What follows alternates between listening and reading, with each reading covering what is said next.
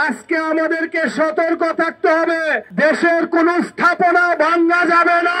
সংখ্যালঘুদের কোন স্থাপনায়, তাদের কোন উপাসনালয়ে কেউ কোন ধরনের অঘটন দুর্ঘটনা ঘটিয়ে আমাদের উপর কোন দোষ চাপাতে না পারে। আমরা দেখলাম বাংলাদেশের মানুষ এরকম আনন্দে আত্মহারা হয়েছে।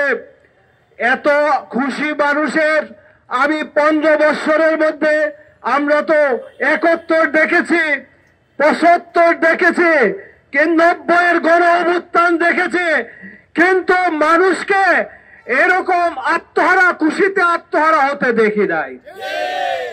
আওয়ামী লীগের গুন্ডা বাহিনী আপনি জানেন যখন পতন হয়েছে তারাই আমাদের সাথে বিজয় মিছিলে অংশগ্রহণ করেছে। তারা তাদের ভারত মাকে জানাইতে চায় যে আমাদের দেশে ভাঙচুর হচ্ছে, মন্দিরে ভাঙচুর হচ্ছে। এজন্য আজকে আমাদেরকে সতর্ক থাকতে হবে। দেশের কোন স্থাপনা ভাঙা যাবে না। এগুলো জাতীয় সম্পদ, আমাদের রক্ষা করতে হবে।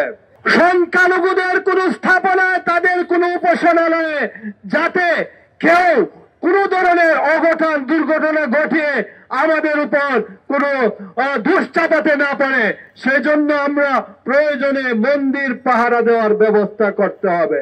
আমরা আজকে খুশি হয়েছে, আনন্দ মিছিল করব, কিন্তু চূড়ান্ত বিজয় আমাদের বক্তারা বলছে চূড়ান্ত বিজয় হবে যখন আমাদের দেশে একটা স্থিতিশীল সরকার ক্ষমতায় হস্তান্তর হবে তাদের হাতে, এবং যারা জনগণের জান মাল তাদের সবকিছুর হেফাজতের দায়িত্ব নিবে।